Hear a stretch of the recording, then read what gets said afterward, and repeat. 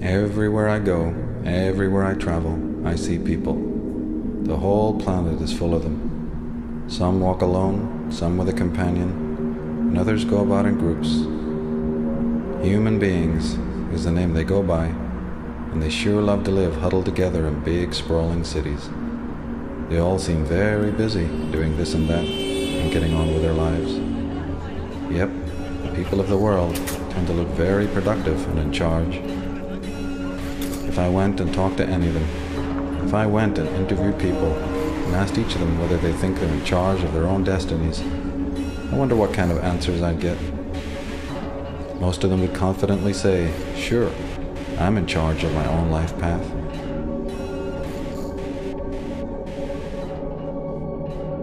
And what about me?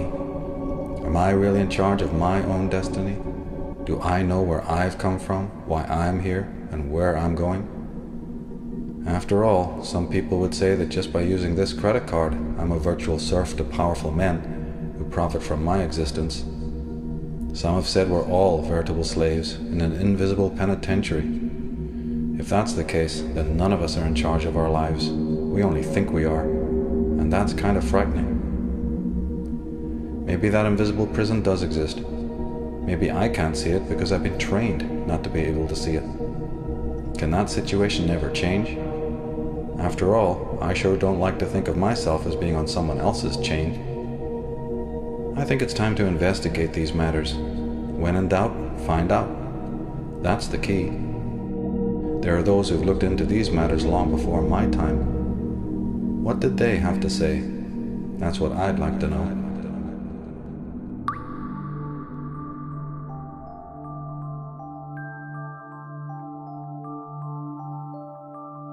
So it says here, there's an interesting caption that says, "Here stands the new man. His conception of reality is a dance of electronic images fired into his forebrain, a gossamer construction of his masters designed so that he will not under any circumstances perceive the actual or the real. His happiness is delivered to him through a tube or an electronic connection. His God lurks behind an electronic curtain. And when the curtain is pulled away, we find the CIA sorcerer and the media manipulator." Jim Keith, Mind Control, Mass Control, just one of the fine books on, the manipulation of consciousness that he did before he sadly basically was killed. He was one of the people, I think, one of few who understood that the real war is a war on consciousness. It's very important to always remember that it may have so many other permutations. Now we're seeing it's, mass killings in America or what have you. But and then all heads turn. As soon as that comes on the little media framed image, then people are shocked. And they turn to that as if it's some sort of freak phenomena or something like that. It's actually, the sad case is it's not freak. And anyone who's really studied mind control understands that mind control is ubiquitous.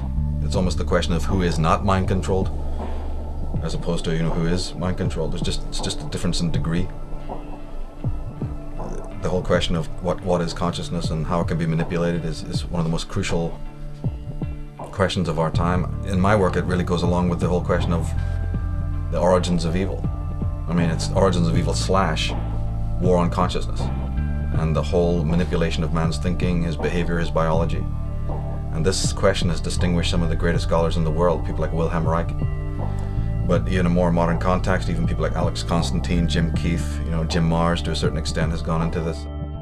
Well, in ancient times they used the sword and they used the gun and they used other methods like religion for pushing the populace around and getting people to do what was wanted. But in recent times, in the 20th century, there are new technologies that provide the expertise to control people totally without their knowledge.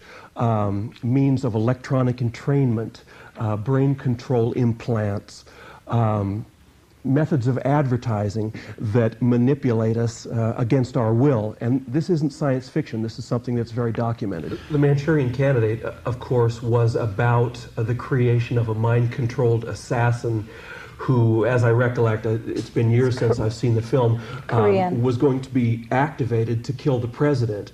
Now, this is wild science fiction, crazy impossibility, it just complete nuttiness. But then one takes into consideration the realization that Sirhan, for instance, after he killed Robert F. Kennedy, was examined by several experts, several hypnotherapists, and they came to the conclusion that Sirhan was under hypnotic control when he killed Kennedy.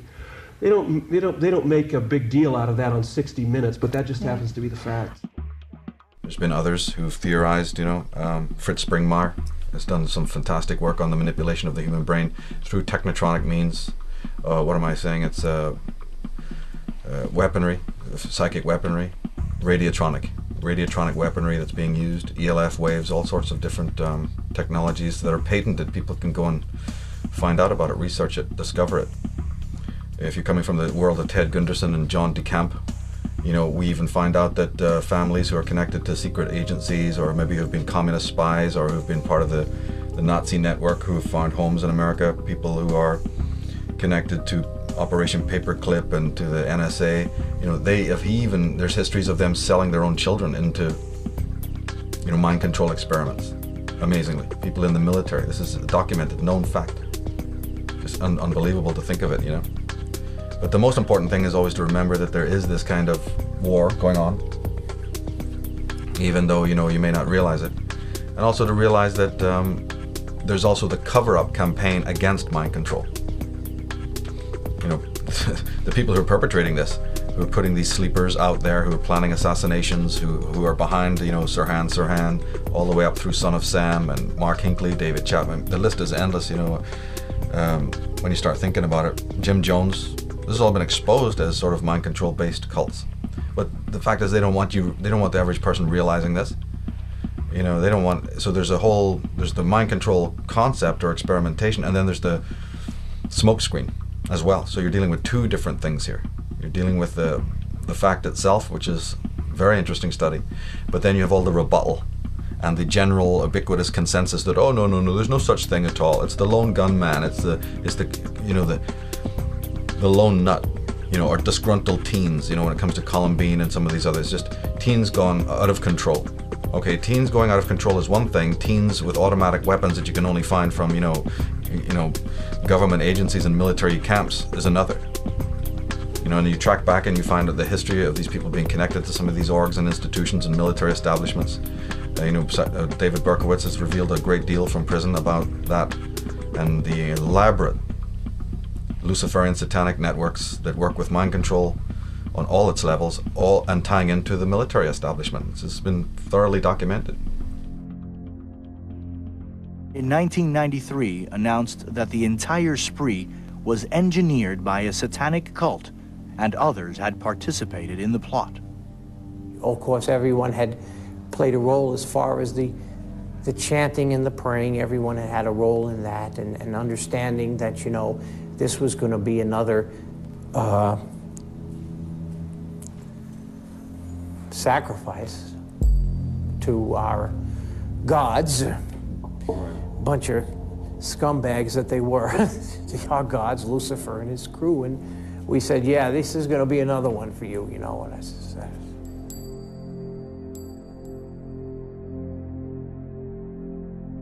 I certainly recommend Maury Terry's Ultimate Evil, in which Berkowitz reveals the whole level of operations, government black ops, and mind control behind the Son of Sam, behind the Son of Sam killings.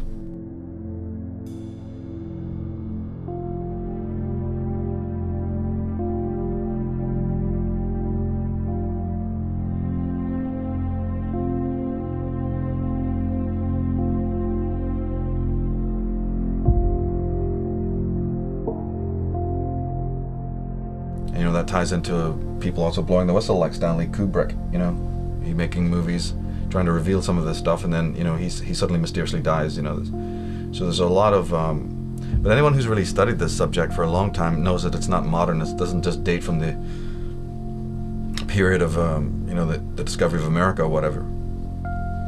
You know, you can take it back to England.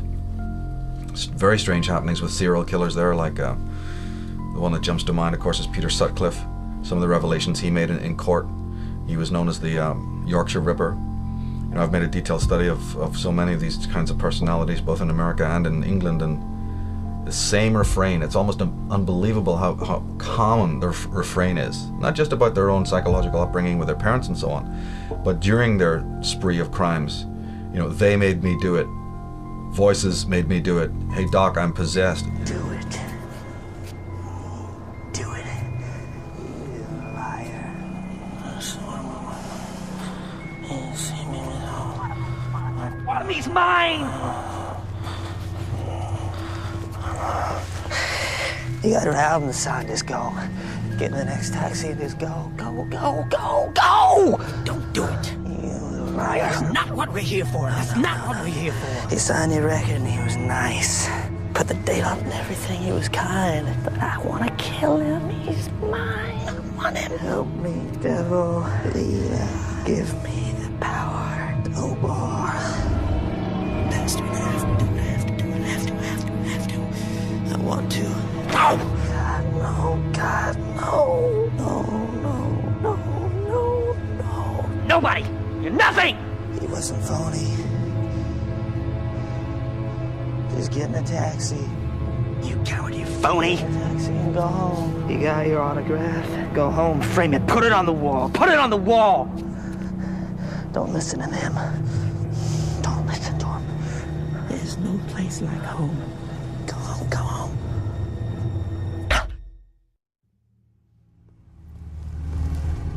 Mr. Lennon?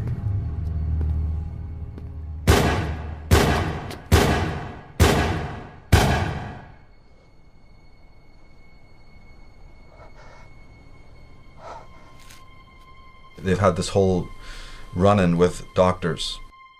The Hungerford killing, for instance. The name of the perpetrator escapes me right now, but it's the famous Hungerford case. Is blatant mind control.